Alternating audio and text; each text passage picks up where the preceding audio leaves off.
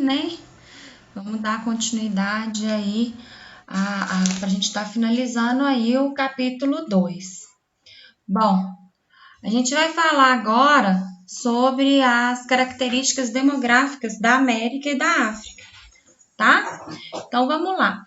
As principais características demográficas, né, da América e da África. A diversidade de povos da América. Então, como a gente já sabe, né, a gente já viu anteriormente, a diversidade de povos nos países que formam a América explica-se pelas particularidades da sua colonização em diversas regiões e pela própria variedade de povos indígenas. A gente viu isso na parte de colonização. Apesar de ter existido grande diversidade de povos indígenas na América anglo-saxônica, eles foram praticamente exterminados no processo de colonização. Lembrando que a América anglo-saxônica é a América que é composta pelos países dos Estados Unidos e do Canadá, e a América Latina pelo restante dos países que compõem o continente americano. Bom, tendo essa região, né, a América anglo-saxônica, recebido o maior número de imigrantes. A maioria vinha da Europa, mas vários outros povos compõem a América anglo-saxônica. É o caso dos africanos escravizados e dos chineses, japoneses e coreanos. Tá? Uma imagem aí, né, os índios em reserva no Arizona, nos Estados Unidos, em 2005, e os índios Caiapó, no Brasil. Tá? Bom, desafios para o século XXI. Apesar dos avanços em sua participação social e política nas últimas décadas, os povos indígenas continuam a sofrer discriminação, vivendo em sua maioria em situações de marginalidade, exclusão e pobreza. O desafio para a construção da democracia pluricultural consiste não apenas na eliminação das desigualdades, mas também em reconhecer efetivamente a contribuição sobre as noções de identidades, cosmovisões, raízes e humanismo de todos os povos que habitam a região. Bom, indo aí já diretamente com relação à população, né, ao crescimento da população, em 2006, a América era o terceiro continente mais populoso do mundo, com em torno de 902 milhões de habitantes. Nesse total, 568 milhões viviam na América Latina. Lembrando, a América Latina é a América anglo-saxônica. Por que essa divisão regional? A América Latina são os povos que têm a linguagem latina, e a anglo-saxônica, o inglês. Então, no total, na América Latina, 568 milhões vivem na América Latina e 333 milhões na anglo-saxônica. As taxas de crescimento populacional estão diretamente relacionadas ao nível de desenvolvimento econômico e social de cada país, tá? Isso explica, em parte, as diferenças entre os índices de crescimento dos países latino-americanos, que são elevados, e dos Estados Unidos e do Canadá, onde a população cresce mais lentamente. Bom, a gente pode falar que nos países latino-americanos esse crescimento é mais elevado, talvez por falta de um controle de natalidade, de levar informação à população, métodos contraceptivos, tá? Informação, né? A questão mesmo de entretenimento. Tá? Já nos Estados Unidos a gente já tem uma população mais desenvolvida, aonde a informação chega com maior facilidade, né? E isso tudo, gente, é medido aí, esse crescimento da população, a gente vê ele dentro do Índice de Desenvolvimento Humano. É aquele índice, o IDH, que vai falar se o país ele é ou não desenvolvido.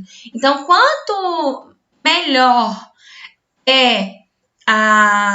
o crescimento, né, o melhor que eu falo assim, o crescimento populacional ele é melhor, que ele não é nem tão elevado e nem tão baixo, mas o país é desenvolvido. E quanto mais baixo o crescimento da população, demonstra justamente a questão da informação dessa população, né? A mulher no trabalho. Então, são vários fatores que têm esse controle de natalidade da população, viu?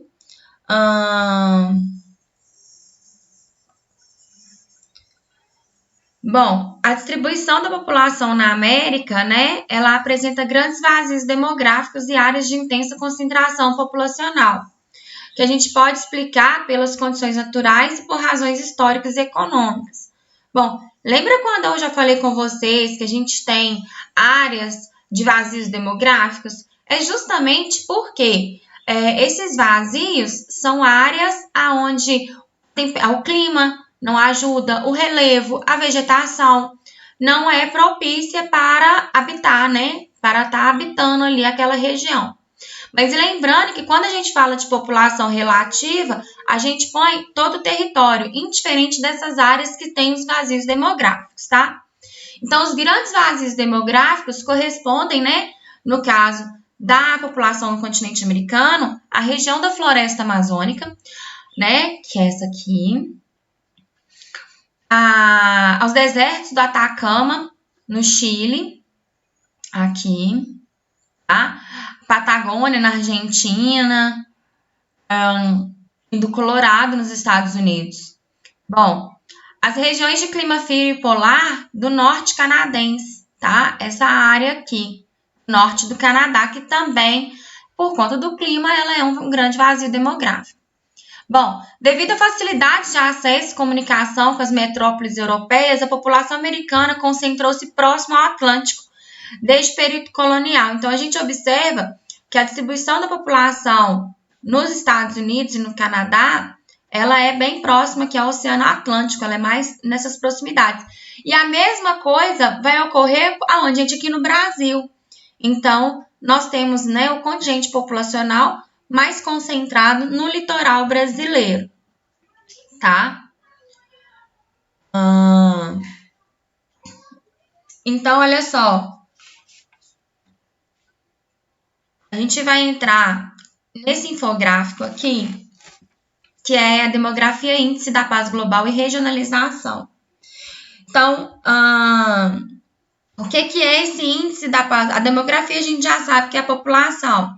A regionalização também a gente já sabe que a gente tem, né, a América do Norte, essa em roxo, tá? América Central mais o México e a América do Sul e a parte do Caribe. Uma forma de regionalizar.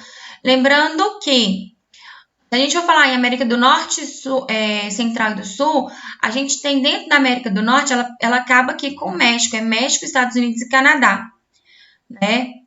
E a América Central, essa área aqui central mesmo, e a América do Sul, toda essa parte aqui em vermelho, tá? Bom, a correlação ao índice da paz global, né, é um índice, né, que vai ajudar a medir se os países são mais ou menos pacíficos. É calculado pelo Instituto para Economia e Paz, IEP, tá? Com base em dezenas de indicadores, esse índice compara mais de 160 países em 3 áreas principais: segurança e proteção, militarização e participação em conflitos internos e externos.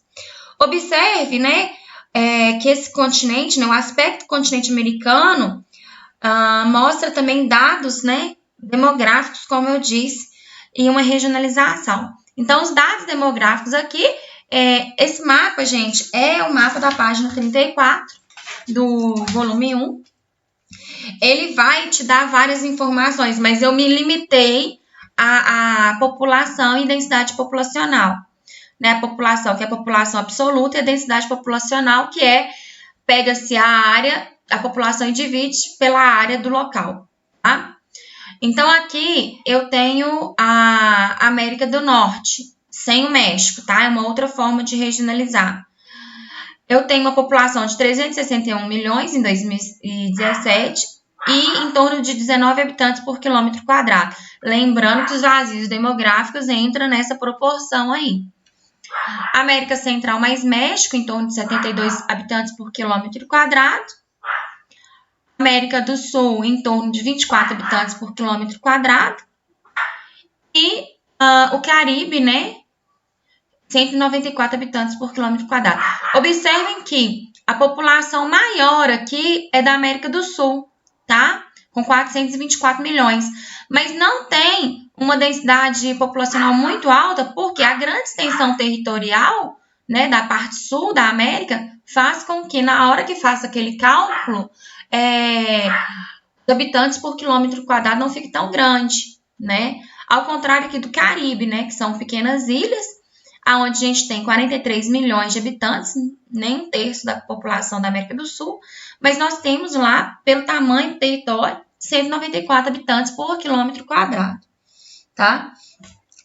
Na América do Norte, gente, nós temos aqui a área mais desenvolvida economicamente, ela apresenta índices sociais melhores que os do restante do continente, né? Os Estados Unidos é o polo político e econômico da região e do mundo.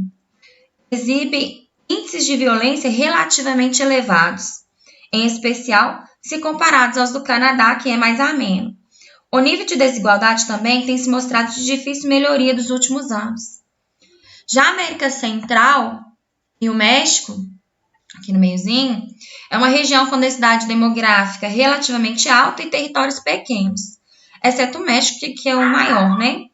Embora esse país seja o principal polo político e econômico da região, constituída por um istmo, ou seja, uma passagem estreita conectando duas grandes áreas, que é a América Central, duas grandes áreas, que esse istmo, né, essa área aqui, aonde conecta, né, a parte sul e a parte norte.